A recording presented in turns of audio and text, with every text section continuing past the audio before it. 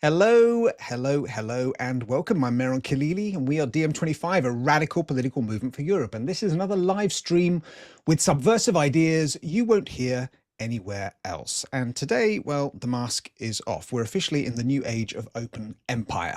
In the first week of January, the US launched a military operation inside Venezuela, abducting President Nicolas Maduro and his wife and flying them to New York on narco-terrorism and weapons charges, after strikes that knocked out power in parts of Caracas and left dozens of Venezuelan and Cuban personnel dead.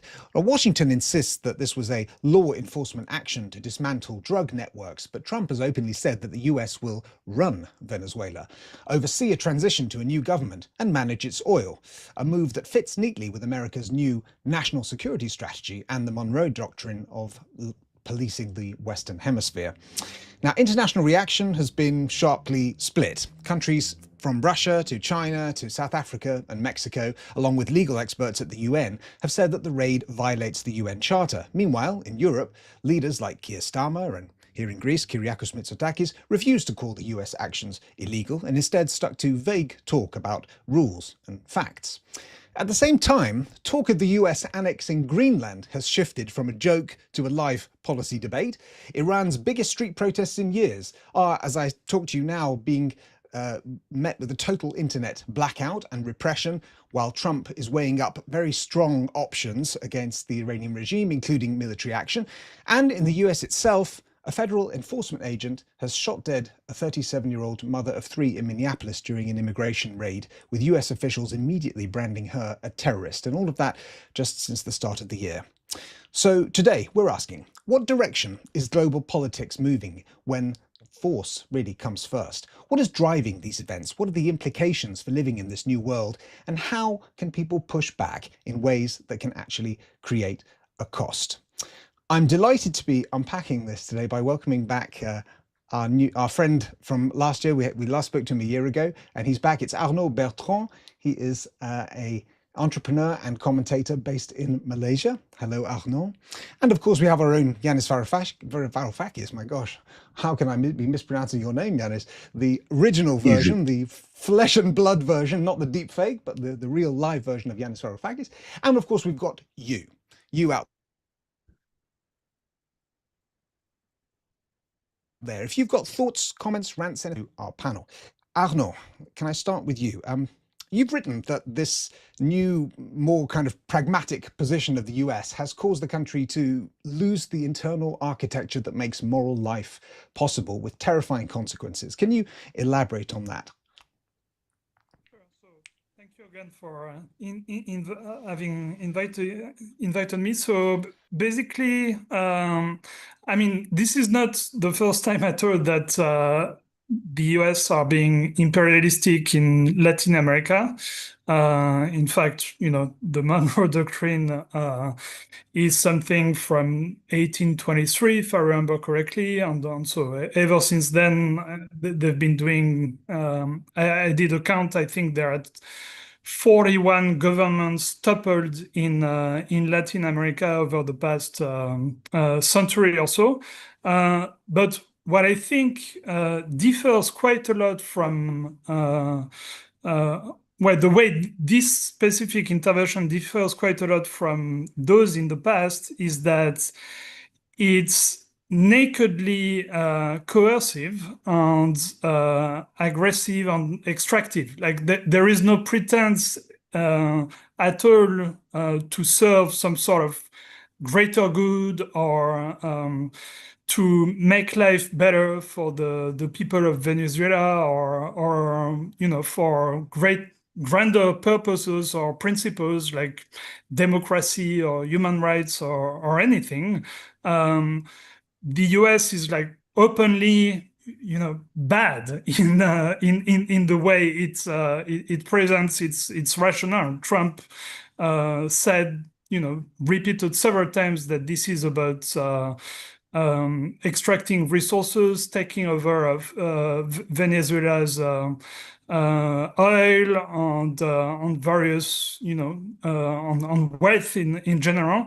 They're not even really trying to do regime change at all. I mean, Trump, even said himself that he was quite happy for the current government to stay in place if they acceded to his demand to give American companies the oil on, to comply with these various threats. So I think this is quite a step change. What I wrote in my article is that the US in the past was, of course, always very hypocritical in that, it acted under good pretenses, when in fact often it was, the same reasoning behind it. It was a lot about extracting oil and so on, but its stated pretense was good, which showed that, it's still, as the saying goes, hypocrisy is the tribute vice pays to virtue. When you're hypocritical, at least it means you still have a little, software in your head that says that you understand that what your actions are not good. That there is, a better way to behave. But when you nakedly say that when you're comfortable with saying that what you're doing is just bad, about extracting resources and theft and so on, then it means that, you've gone even further into like your pure vice. There is no virtue left, basically. So I think that's quite worrying in and of itself. And one last point. We also need to remember the greater context. Why does the US have a new strategy? Which, I mean, if you read the latest national security strategy, which this action in Venezuela, and the general revival of the Monroe Doctrine stems from, it's a radical change compared to US strategy in the past, and the driver behind that is the advent of multipolarity. So it's basically the US realizing and starting to acknowledge that it is not a global hegemon anymore. In fact, in the national security strategy, they write that black and white, saying that global hegemony is impossible. They use that term. So this is not so much an action made out of strength, but more something that's done out of weakness. It's a retrenchment from a global hegemony position back to the Western Hemisphere. Of course, it's horrible it's not good news for Latin America, but it's also, I mean, if there is a glimmer of hope, I guess it's also a sign that the US is not a global hegemon anymore. Thank you, Arnaud. Yanis, would you concur with Arnaud? And if so, what does this mean globally? What are the implications for Putin, Absolutely. for China, etc.? Absolutely. Arnaud, you're absolutely right. What we see is weakness in action. And that doesn't necessarily mean that the United States will lose their hegemonic position. Look, allow me to put it with a macro-historical background, doing the work behind my argument. This isn't the first time. It's not the first time that the United States is finding itself in a weak position, cornered. The first time was at the end of the 1960s, when the world that the United States had created, the financial world, in particular the Bretton Woods system, was running out of puff. It was a 20-year period that, under the Bretton Woods system, was a golden age of capitalism, with US hegemony being established in a way that no one could dispute, until the United States, towards the end of the 1960s, lost its surplus position, became a deficit country. And at that point, something had to give. Either its hegemony or the system that it had created. So, a madman in authority, a man that was a very poor excuse for human nature, a man that we know was a psychopath in many ways, Richard Nixon, President Nixon, was the one whose team essentially blew up the Bretton Woods system on the 15th of August 1971 and ushered in the period that some people refer to as globalization, others as financialization. Some people refer to it as the neoliberal era. A period of total chaos, strategically designed chaos, where essentially the dollar was devalued in order to make it more dominant than ever. And that's what Richard Nixon did. And Paul Volcker later, who was part of the team that designed the 1971 explosion, blowing up of the Bretton Woods system, solidified it when he became the chairman of the Fed in the late 70s and throughout the 1980s. That was the second period, the period of globalization, of financialization, of effectively the banks running capitalism as opposed to the industrialists, which led to 2008, which was capitalism's Waterloo. It was for capitalism what 1991 was for Soviet communism. And ever since, we had a period that was effectively frozen in time with a wall of money produced by central banks, at the same time as austerity being practiced. So you had very serious stagnation of global capitalism. And now we have a third period. In this third period, I'm very glad that you mentioned, Arnaud, the National Strategic Security Document position of the Trump administration. What I think that does, and I see it as very much like you, as a glass that is half full, maybe, as opposed to half empty. This is the glimmer of hope that I want to bring to the conversation. Optimism, just hope. Now, while Trump is bullying everyone, friend and foe, in Venezuela, Greenland, Denmark, and so on, American military capacity has eroded compared to the previous period. We have an era of cheap drones that has superseded the hyper-expensive aircraft carriers and bases of the United States. And the technological conditions of conflict now overwhelmingly favor the defensive. This is why he's very reluctant to go into Venezuela, unlike Bush, who went all guns blazing in Iraq with a catastrophic outcome. So, in addition, at least for now, the United States is self-sufficient in energy, which means it doesn't have to wage a war for it, okay, in the Middle East, while the reserves it may require in the future are very close by. Though the important resources that the United States economy needs must be obtained from China.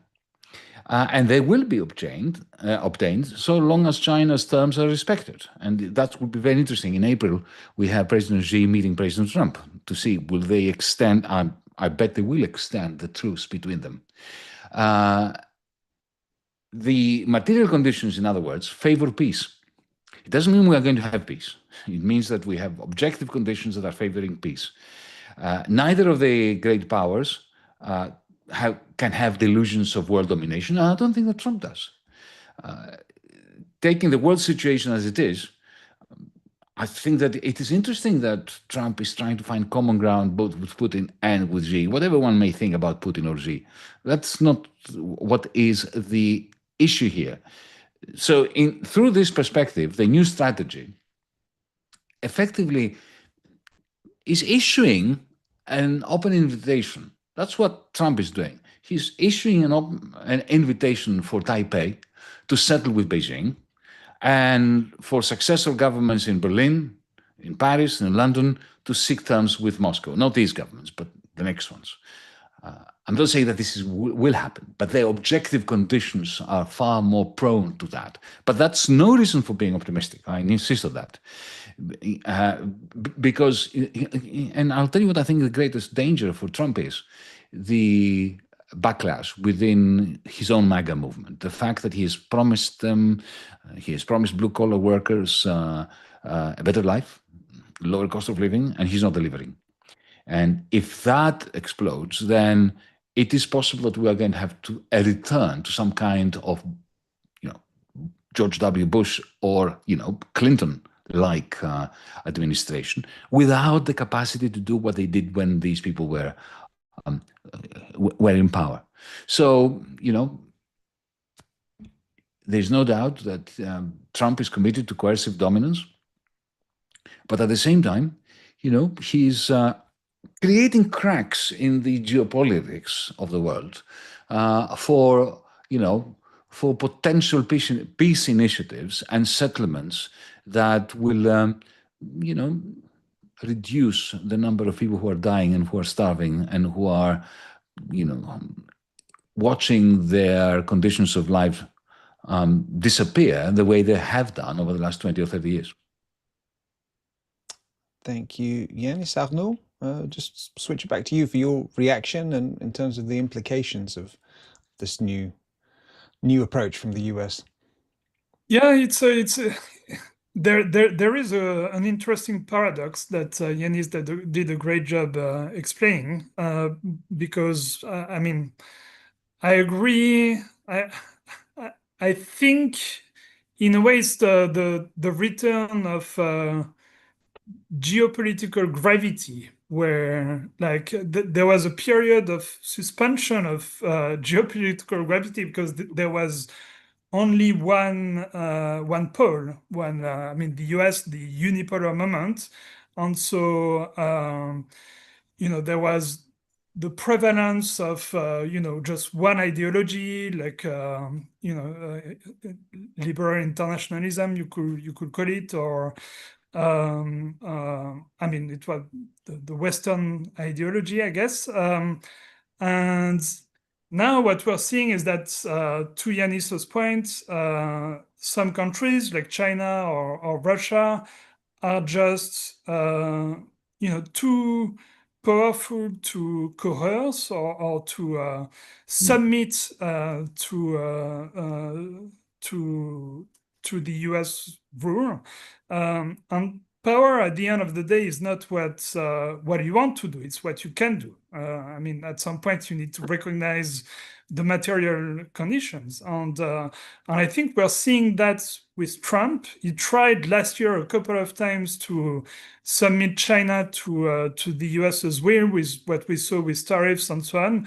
On both times, he backed down because simply China had ways to hurt the US as much as the US hurt them with rare earths and so on. And so that is the somewhat good news, that Trump did back down and did recognize that there are limits to his power, and he is indeed, coming to some sort of accommodation with Beijing. We also saw that recently with what happened over the Japanese story, where Japan issued some very provocative statements when it came to Taiwan, and then Xi called Trump, and Trump immediately called the new Japanese prime minister to tell her to back down. So this is relatively positive in a way, because it shows that there is some sort of will to come to at least coexist between China and the US. But on the negative side, for those who can't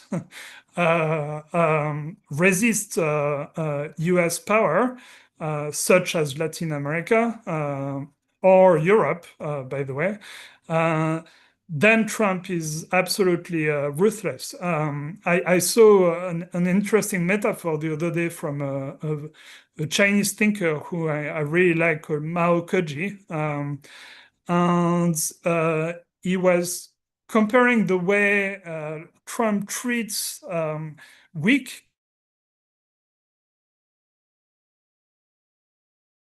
when you're at the hospital.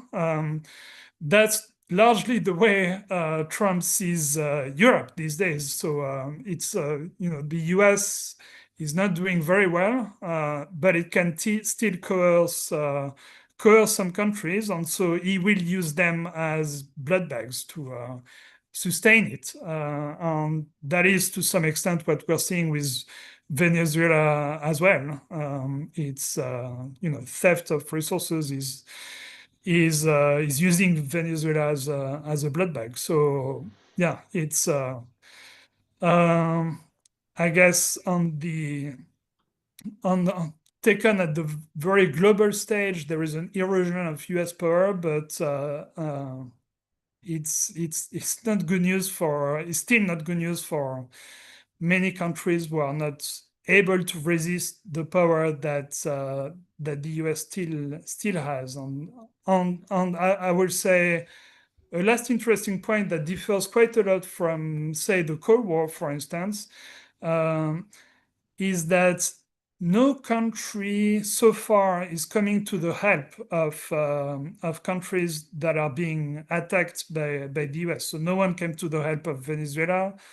No one really is coming to the help of Iran these days. I mean, you see some statements being issued by China and so on, but concretely, there is not much more than this. So this is also, I mean, it's just an observation, but this is also quite unique to this period. Countries are basically on their own.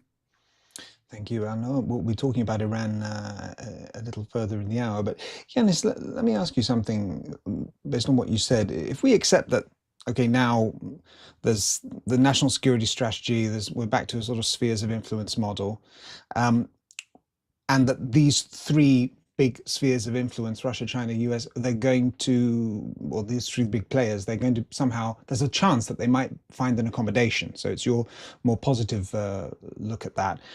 I have two questions. Firstly, something that Arnaud touched on, what happens to Europe in that case? And secondly, I don't want to talk too much about Israel because we've spoken about Israel in many other live streams, but where does that leave the US-Israel relationship, which is not in its hemisphere?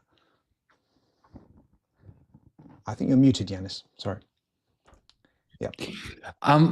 Thanks. To begin with, I'm quite suspicious of this. Especially when you think of Russia as having one. I don't believe Russia has a sphere of influence. I believe that that the world is bifurcating into a dollar-denominated world. Whether these are actual dollars or stable coins, that's another matter. And there is the renminbi world, the Chinese world, the Chinese currency denominated world.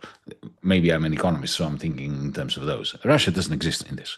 Russia is significant in terms of its size, in terms of its military, in terms of its nuclear weapons, and what's happening in Ukraine and so on. But I think the interesting thing is these two currency zones and what kind of room there is for accommodation between them. Now, if you take this as a working hypothesis, then going to your question about Europe, Europe is finished. It's kaput. I mean, it's in every way, we're deindustrializing. Our institutions have failed, totally failed. We have renationalization of debt, renationalization of policy. The single market doesn't exist anymore. They've done the single market. What single market? It's gone. Since the pandemic, Berlin and Paris have decided that they are going to carve it up and, to have procurement based on national interest. What single market? And now you see, the complete moral inability, ethical void in Europe, even discursive idiocy. He goes into Venezuela and he abducts Maduro, right? Doesn't matter what you think about Maduro. This is their definition of a violation of international law, of sovereignty, of national sovereignty, and the Europeans can't even bring themselves to condemning it. All they say is, "But please don't do this to Greenland," which, by the way, is not part of the European Union. Why? Because the European Union decided not to give the Greenlanders a decent deal with their fish.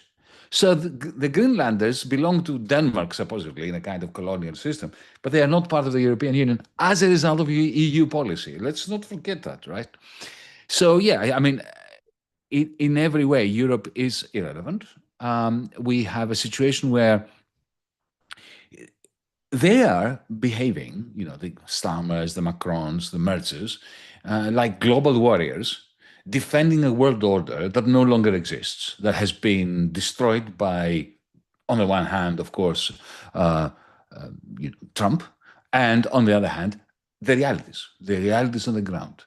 The new conditions, really what they are calling for is regional consolidation and multipolarity. That doesn't mean that we're going to have that.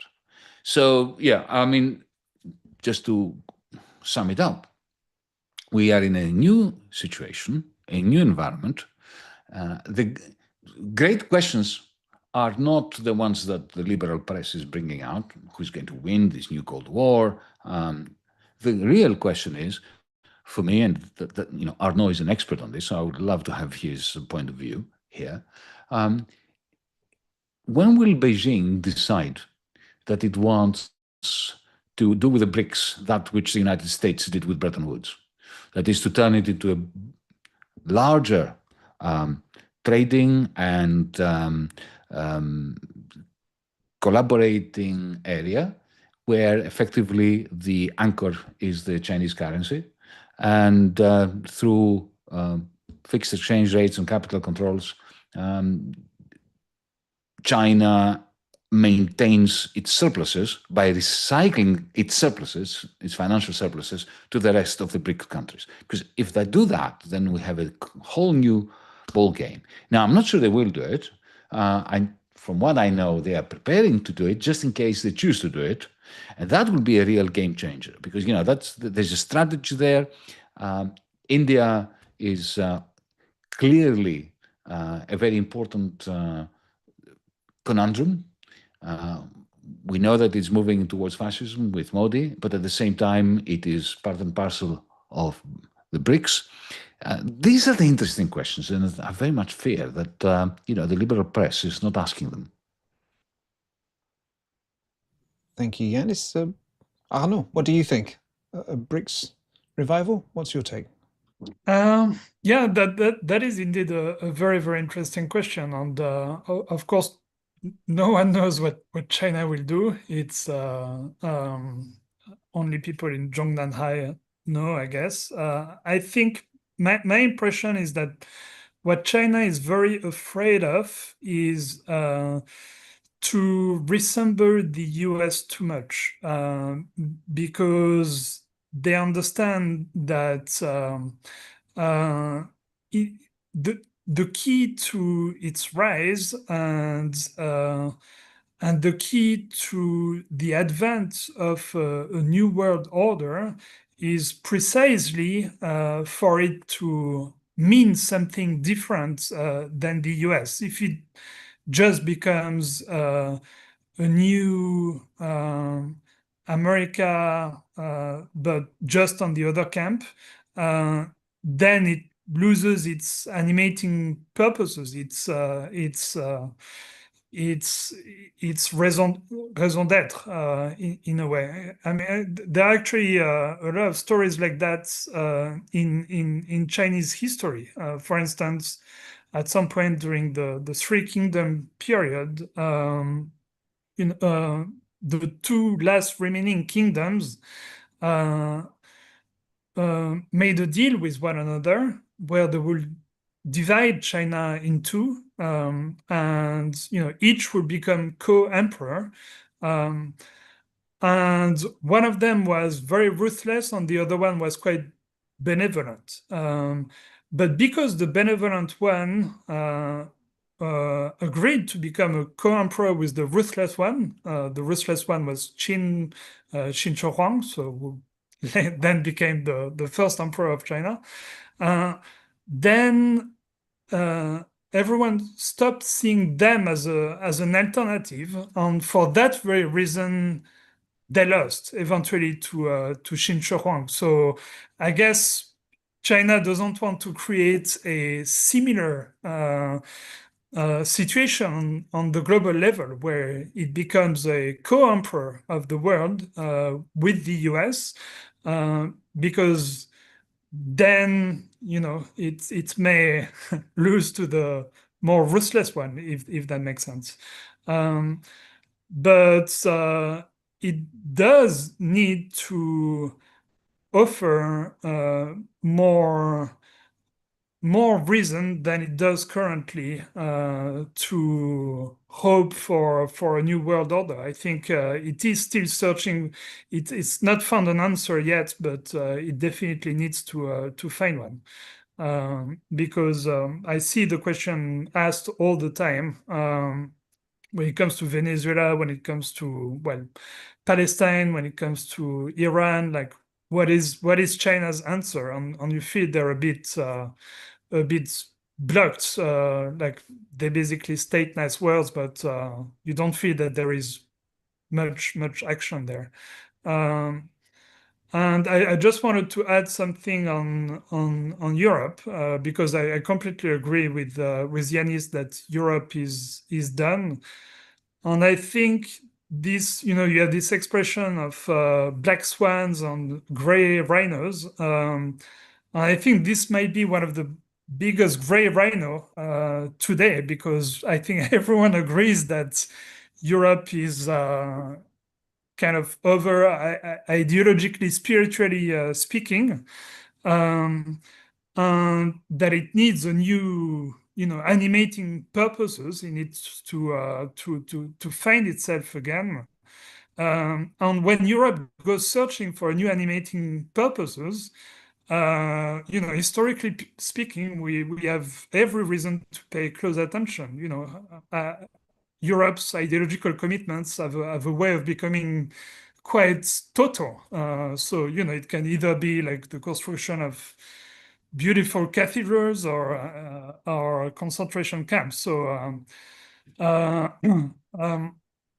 we are in a very critical moment for Europe, and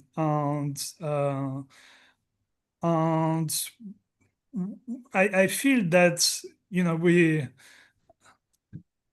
we will make in many ways the same mistake as Europe has made in the past, where you sort of let ideologies and ideas emerge organically when that's not always been very productive, let's say. So I think there should be much more debate on what's next for Europe ideologically. Thank you, Arnaud. Yanis, before I bring you back in, I'd just like to read out a couple of comments and questions from the chat. Sedil Skate says, oil is the currency that finances wars. That's what they're preparing for. Sparta 1821 asks, why is Trump called a Nazi while the US did worse in the last 100 years and no one called them that? I'm a lefty, but why do the masses move towards extreme emotional thinking? Chris says, I think the big worry in the East is that America is collapsing too quickly. Marie-Laure notes that this is a reshaping of the globe between large blocs, and Kissinger, a German supremacist above all, had written about it. And Deleted Info says, it looks to me like someone needs to police the policeman, like in internal affairs of the world. And on that note, I'd like to ask you, while we're talking here about this big global shift, where does this leave international law, international institutions, the UN, etc.? Yanis? Well, in tatters is the answer, in debris. But of course, international law was always an aspiration. It was something that emerged, one of the great hopeful moments in history in 1945, after the end of the Second World War, with the realization of what was going on in the concentration camps, the Holocaust, the massive elimination of Roma people, of gay people, of communists, and so on. And at that moment, humanity got together. Our regimes got together, even our liberal centrists, and outlined some principles, which are splendid, exactly like the principles of the French Revolution are splendid. But we, in Europe in particular, we have a very long tradition of taking splendid principles and using them in order to cover up massive crimes. So that doesn't mean international law is not important. The fact that it was always aspirational, it's good to have aspirations. It's good to have, leaders who are committed to principles which they then violate, because then you can compare and contrast what they say and what they do. And at a time when Britain, Germany, France, Canada, Australia, the United States rubbished international law by supporting in deeds and in words the Israeli genocide of the Palestinian people, for instance, right? It is important that, a country like South Africa, for instance, like Malaysia, like Namibia, countries that suffered colonialism, that suffered massacres, genocides, and so on, there is a place where they can go to, The Hague, and the International Criminal Court. They can go to the International Court of Justice and to the United Nations and hone their own arguments, legal arguments, moral arguments, political arguments, in a way that creates new legislation, which, even though it is not applicable because there is no internal affairs to police the global policement, to mention what one of our viewers has just said, in jest, of course. Nevertheless, this is how it begins. The idea of erasing slavery began with certain principles that were put on paper, and it took a long time before they were effected, they were implemented. So that is important. Now, moving to another question that you mentioned, that you read out, Mehran, why do people like me call Trump a Nazi, whereas we didn't call Obama, Clinton, Bush a Nazi? Well, firstly, I don't call him a Nazi. I call him a fascist. It's not the same thing. Mussolini and Hitler were not the same.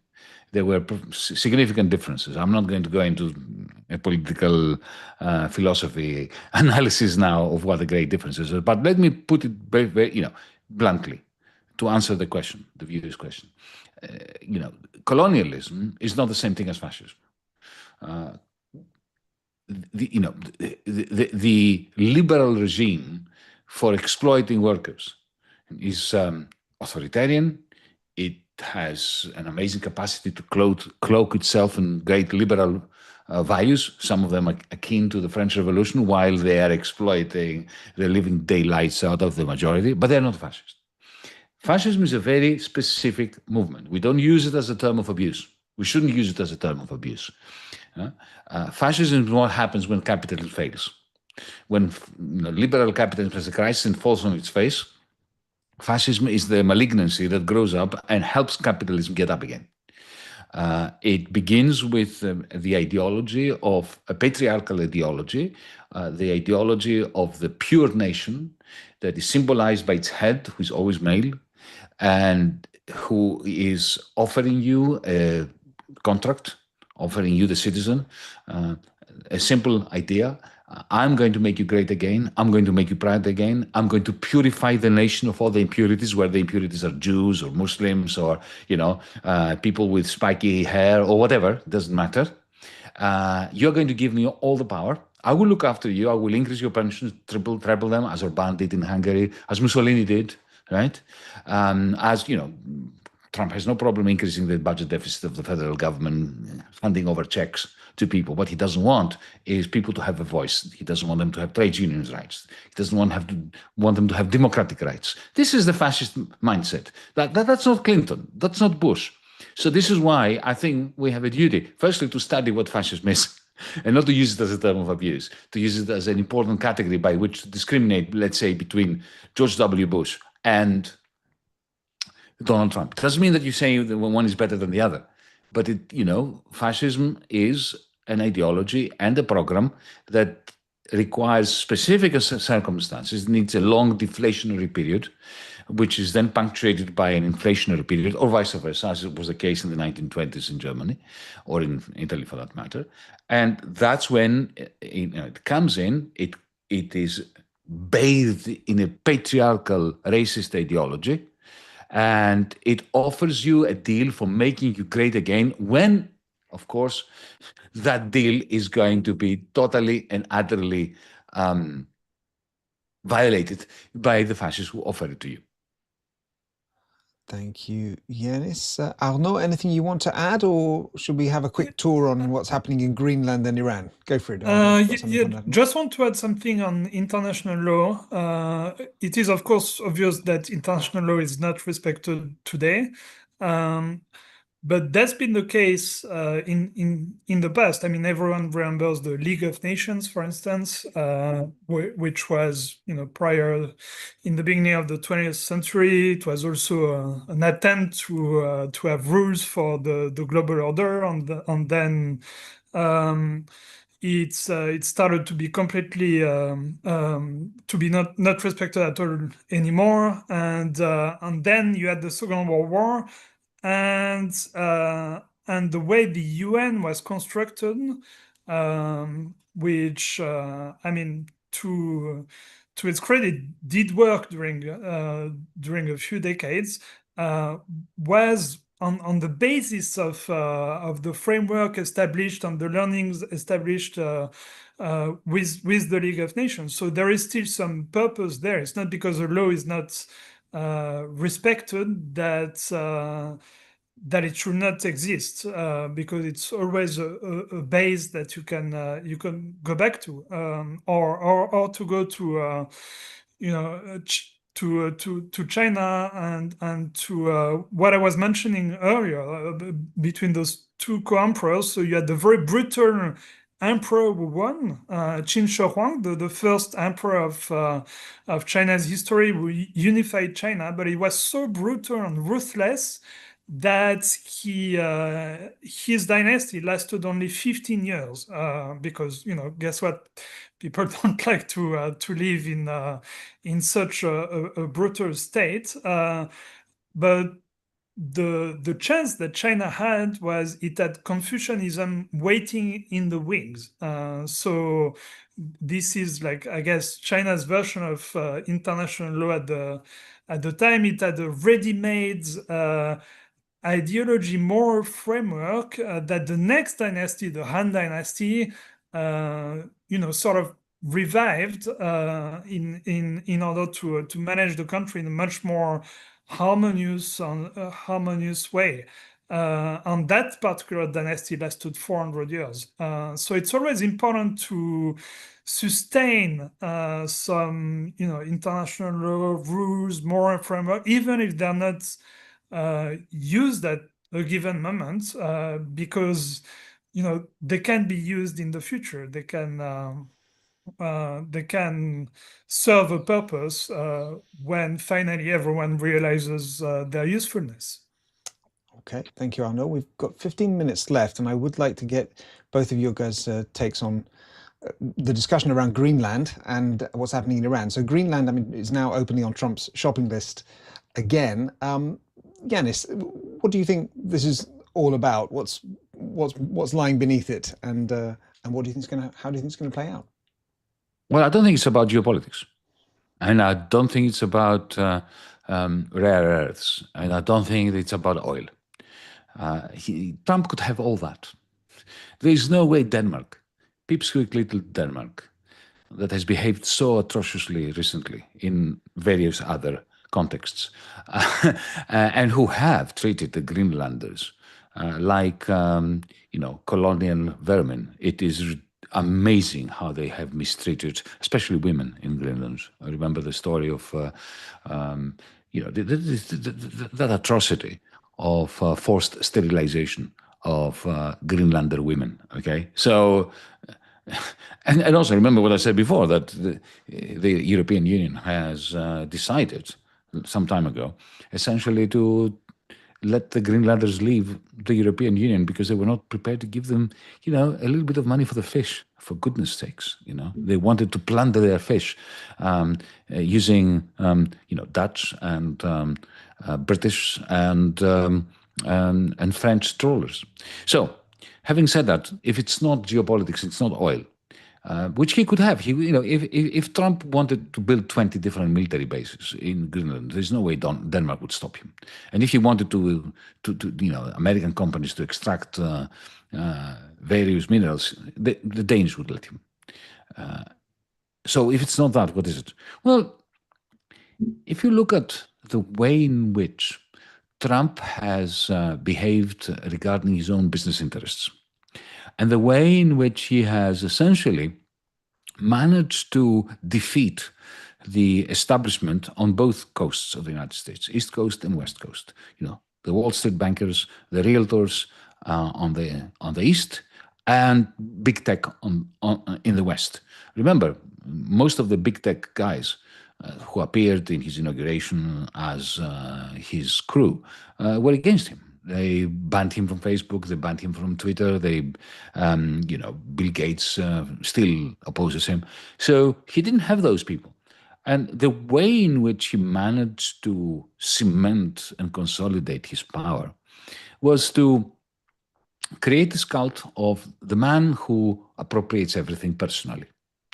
When it comes to, let's say, Gaza, he comes in there, steps in order to save Netanyahu, to save Netanyahu's image and propaganda war that he had lost with Canada and France and Britain and Australia recognizing symbolically the state of Palestine. So he steps in and what does he say? It's not that the United States is annexing Gaza. No, he's annexing Gaza. He's creating a company, a private company called the Board of Peace or something, and he will be the chairman, and he will make another war criminal or a war criminal like Tony Blair, the CEO, right? So he's annexing it personally. He wants to annex personally Greenland. He said, I took it as a piece of real estate. Not so much. I don't think he cares about the rare earths that are there. I don't think he cares about the oil. You know what he cares about? When ExxonMobil gives him grief over Venezuela, for instance, but they're saying they're not going to invest, or anybody gives him grief about anything, he has a table, and on it, he's got little, it's a bit like a Monopoly board game. He's got all these pieces, and he's appropriated them from himself. And he says, okay, now you want to talk to me about this? Then, I've got all those goodies here that I can give you. Or you can try your luck out to see which of these little assets you're going to take from me. So he's accumulating them. And then using these accumulated assets as, bargaining power, bargaining chips for negotiations on all sorts of things. His understanding of the world, we have to understand this, is, he knows that he's not powerful enough to take over Venezuela, to take over Iran, to take over anything, really, except maybe Greenland, right? Militarily, without being bogged down into Iraq or Afghanistan-like disaster. So he thinks he can nevertheless be hegemonic, at least in the Western Hemisphere or in the West, by resembling a bicycle wheel. The bicycle wheel has a hub in the middle, right? And there are spokes connected to the wheel. So he sees himself as the hub of the bicycle wheel. The wheel is the whole world, or the Western world. And each one of them, each one of us, or I say the Germans, the French, the, ExxonMobil, they're all different spokes. So if some spokes break, the wheel still rotates. But without the hub, nothing works. So every spoke has to negotiate with the hub and give him something. So he accumulates all these things, puts them in his little sort of box, and he says, "Okay, you want to play? Come and play with me. I'm the hub of the bicycle wheel." And this is terrible, but at the same time, it, as I was saying before, it opens up spaces, cracks in this global system for possibilities that need to be explored only by political movements that are committed to using these cracks in order to wrestle some democratic power out of this oligarchic cabal. Thanks, Yanis. Arnaud, I know that you've said that you believe that Trump's excuse for wanting Greenland so he doesn't have Russia or China as a neighbor is bullshit. What do you think?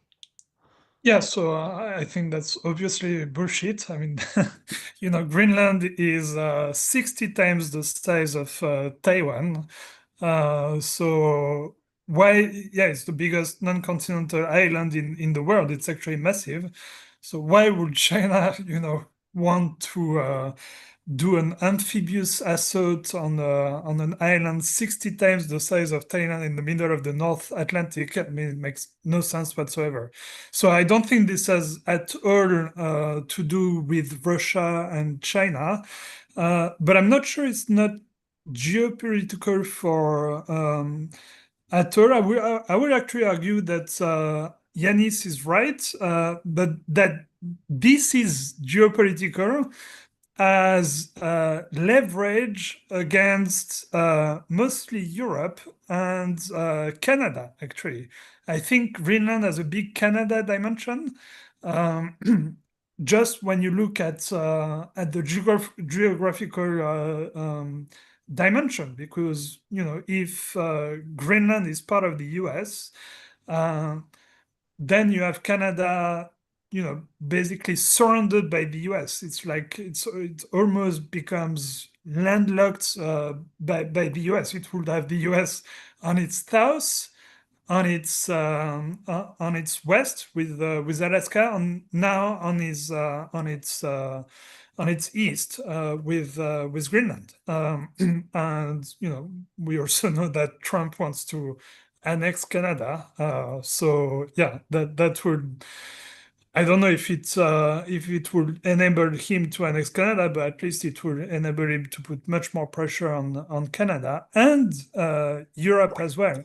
I mean, it is exactly like Yanis was saying. It is this whole discussion around Greenland is a form of leverage that Trump can exert over Europe, and I think maybe there is also a calculation. I don't know if by Trump himself or some people around him. I know that they want to exit from Europe at some point. They don't want the burden of having to protect Europe anymore. And I think, probably over the medium to long term, you can even imagine a situation where Europeans assume their own defense. And in that scenario, then you could imagine Greenland, if it remains European territory, as potentially threatening to the US, because then Europe with an autonomous European defense force could position military assets there that could form some sort of threat to the US. I don't know, submarine bases, air defense facilities, or stuff like that, which is, by the way, the role that Greenland played in the Second World War against the Germans. So it was very strategic to prevent Germans from attacking or threatening the North American continent. So it could use that same purpose against. Well, it could go both ways. If it remains European, it could be used by Europeans, and if it becomes American, then it could be used to defend North America against potentially at some point autonomous Europe. Thank you, Arnaud. Go on, Can I Yanis, just, go on. yeah, Comment on Greenland. I need to take a slightly different position, Arnaud. You use the word leverage, saying that he wants Greenland as leverage vis-a-vis the Europeans. I don't think so.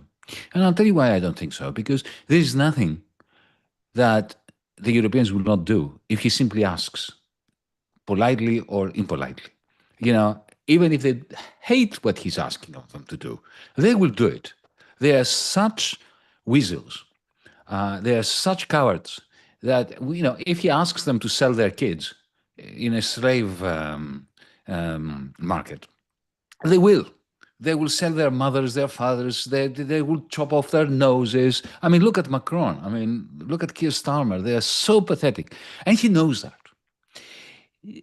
When I hear the European leaders kick and scream that, but if you take Greenland, then you will have destroyed NATO.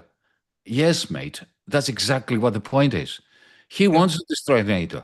He wants to destroy the European Union. Because think about it, okay? Now, just a thought experiment. let's say that tomorrow morning he doesn't need to send more than a dozen Marines. Yeah, maybe 2 dozens. 2 dozens land in Nuuk, they declare, they raise the American flag and they take it. What is Denmark going to do? Go to war with the United States? What is Germany going to do? Nothing. They will find really wonderful stories by which to legitimize what Donald Trump did.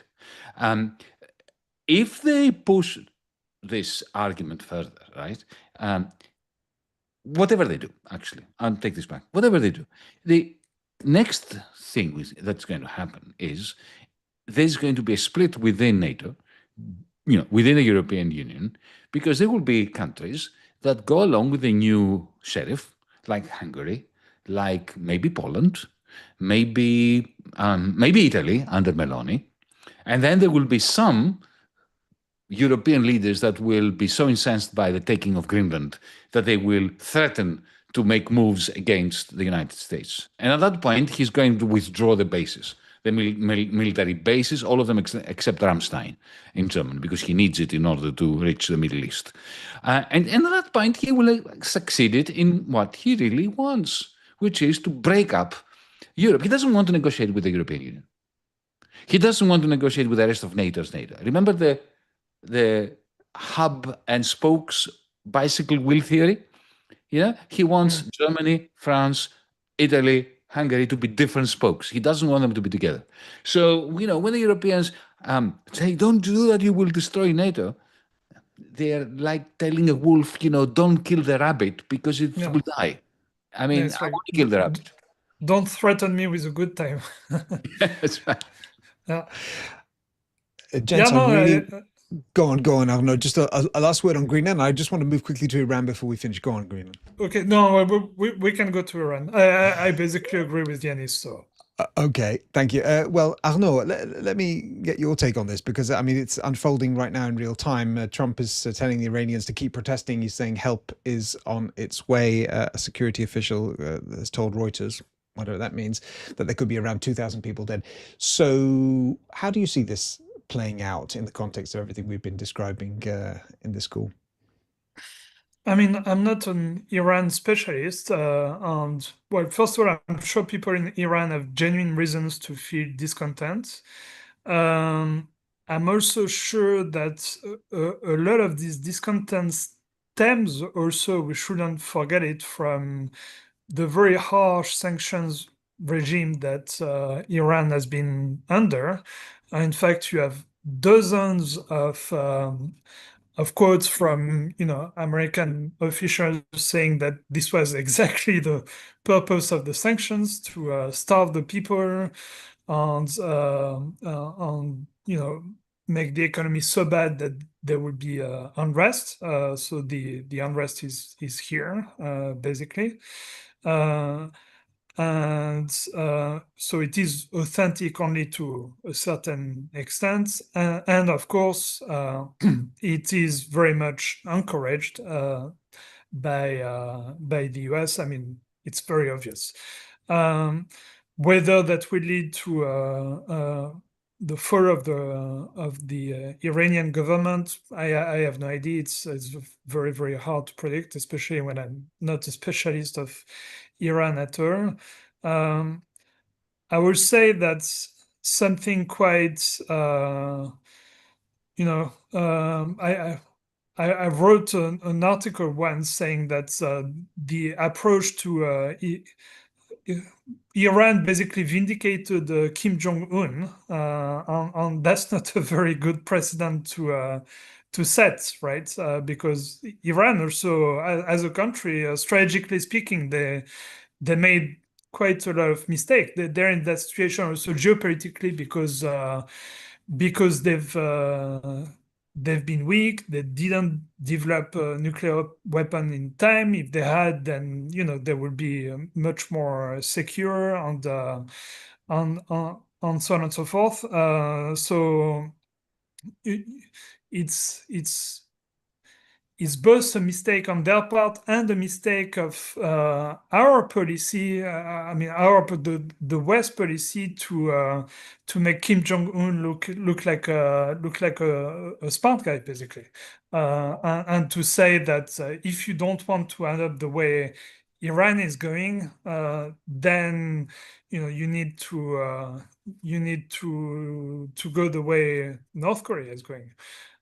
So yeah, for plenty of reasons, it's quite it sets some pretty bad precedents. Thank you, Arnaud. Yanis, Iran.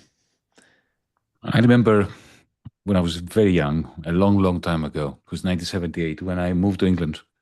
And I was at the University of Essex on campus. And I remember in the first month I was there, an Iranian fellow student who was murdered was thrown out of a window from the 13th floor of a building by an agent of the Shah's secret police, Sabak. So, when I hear Americans,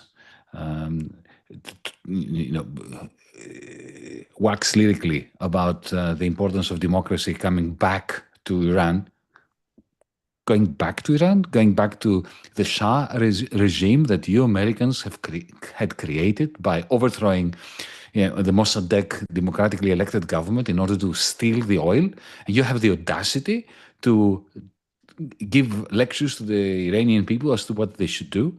Now that, at the same time, doesn't mean that a movement like ours, DiEM25, is ever going to support a theocratic regime, a regime that kills people, that tortures people, that imprisons people, that forces women to live in circumstances very close to gender apartheid. But, since when do we have to take a side on this? My point is really very simple. The message that we are sending Trump and the Europeans is leave the Iranian people alone. You are the last ones to have any right to lecture them on how to bring about progress and how to bring about a kind of social order that is consistent with the interests of the Iranian people. I support personally the woman life freedom movement that the Kurdish women started.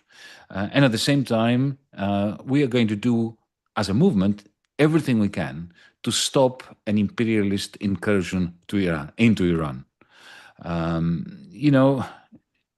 It makes me think, Mehran, did you really need to support Saddam Hussein to think that the American invasion of Iraq was a war crime and a pathetic excuse of a kind of democratic liberal imperialism? No. We were perfectly capable of demonstrating against Saddam Hussein and demonstrating against the invasion of Iraq. Similarly with Yugoslavia. Did I have to support Milosevic? I thought Milosevic was a beast. He had killed my fellow communists in Belgrade, right? He was a beast, and I said so. Does that mean that I had to support the NATO bombings of Belgrade? Absolutely not. And, this is a problem we have. I find myself and we all do as part of DiEM25, in a dubious situation where we're being accused of being simultaneously stooges of the United States and stooges of, Putin or the Ayatollah. It's pathetic. We're none. We are never neutral, but we are non-aligned. Thank you, Yanis. You're right. That's social media discourse, though. You're either with us or against us. Yeah, that's George W. Bush, by the way. That's true. That's right. That's right. We're at the end of our call. I would just like to give you guys the chance, starting with Arnaud and finishing with Yanis, if there's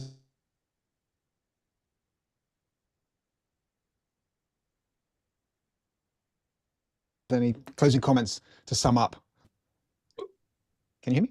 Sure. If you had any closing comments, anything you wanted to, any last thoughts? If not, no worries, but go for it if you have. I would say that something quite interesting as someone with from the left is that many of the developments that we're seeing is stuff that the anti-imperialist left has been saying for a long time. So in a way, we've been vindicated on many aspects. Very few were those who saw the US as a threat these past few decades, arguing for sovereignty and self-reliance on the way from Atlanticism and so on. And I find that quite, in a way, it's intellectually gratifying, but I also find it quite sad that the European media ecosystem does not recognize that enough. So I think, it's partly their fault, but it's also, there should be more work to do to show that, many of the developments that we're seeing had been predicted for a long time. And maybe those who predicted that, if they were right about this, maybe they're right on some other things, and we should push a bit that message in Europe more. Thank you, Arnaud. Yanis, any closing comments? Well, no, I just want to thank Arnaud for being here today with us, and also for all the great commentating that you've been doing for over months and years, Arnaud. Thank you. A lot of us read you avidly. Thank you. I really appreciate that. Means a lot.